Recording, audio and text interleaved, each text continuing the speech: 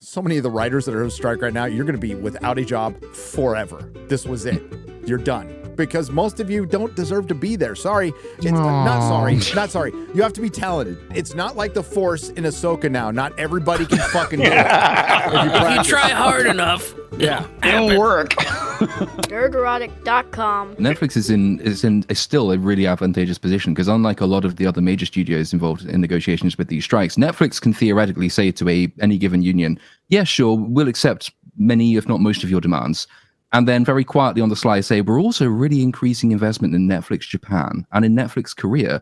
And lo and behold, a quarter of our content is now going to come from overseas, which is not bound by the union negotiations. So we've accepted the point. And it's also substantially better in quality. Yeah, exactly. And that's largely because it's not part of the same unionized writing team.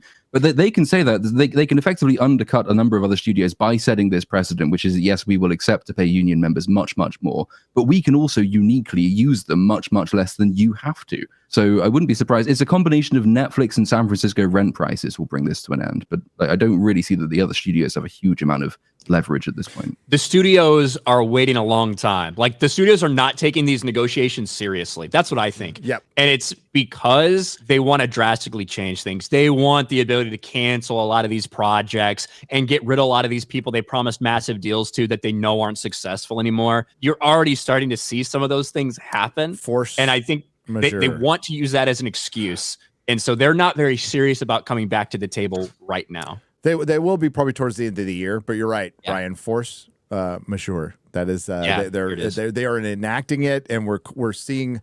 Look for a lot more shows to get canceled. Just that this is only the beginning. I'll never forget a friend of Chris Gore when I was in LA back in November. We were meeting at the 35er, and he just goes, "I just got back from a WGA meeting, and like Hollywood's out of money." They're just out of money. They don't have any. They're so screwed. They're screwed. So, and here we are, almost a year later now, and they still don't have any money.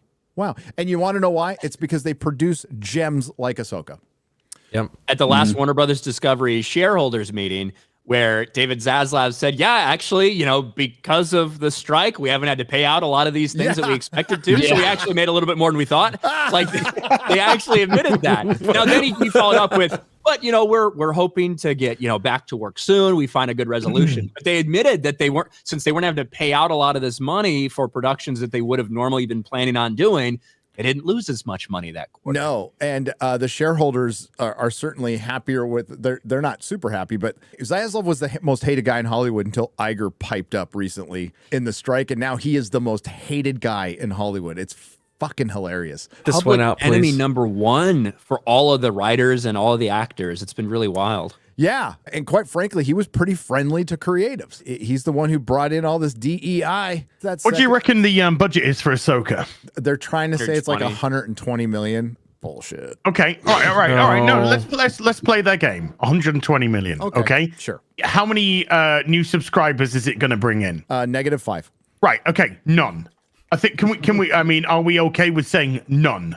Yeah, it's tough to tell. I mean, they've lost about 15 million subscribers over the past 9 months. So okay. What I'm trying to say is, regardless of whether it does, the negatives negating it anyway because of it. It's a net loss. It's yeah.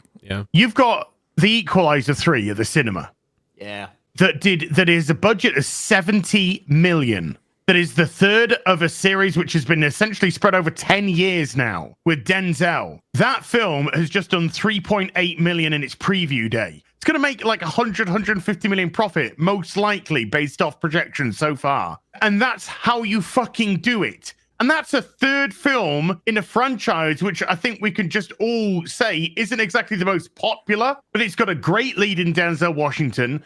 They're brilliantly made. The cinematography is outstanding. It's a classic spaghetti western story. Stranger comes into a village. The village is under attack by the bandits. Classic fucking tale. It started off on fire. 3.8 million on a preview weekend for the Equalizer 3 on the preview. To put it in perspective, Blue Beetle did 3.3 million on Thursday. There you go. Equalizer's probably set for 30 to 35 million opening weekend. We'll see what it does. And the Equalizer's in, I think, about 700 theaters less than Blue Beetle as well. And probably doing a lot better. None of them can hold a candle to T Swift, though.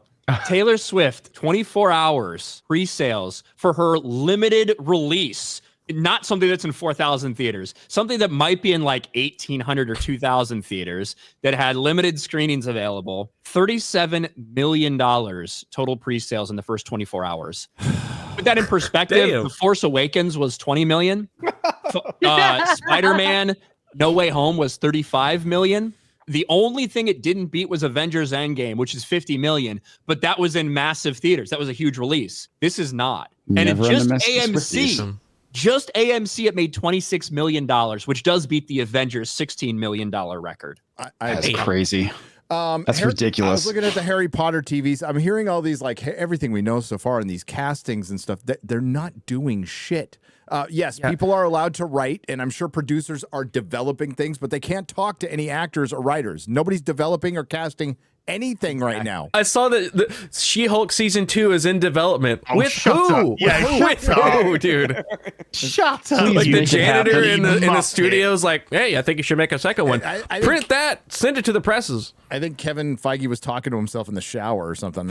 It's like, remember I'm that developing. Eternal sequel? Remember that Shang-Chi sequel? Oh, right, yeah. Where's Blade? Yeah. What happened to Blade? You want to talk about Harry already has his review title ready for when the sequel does come out. There's some Ting Wong with Shang-Chi. Oh yeah, that's Views too low. Views too low. Nerdrotic.com. Please subscribe.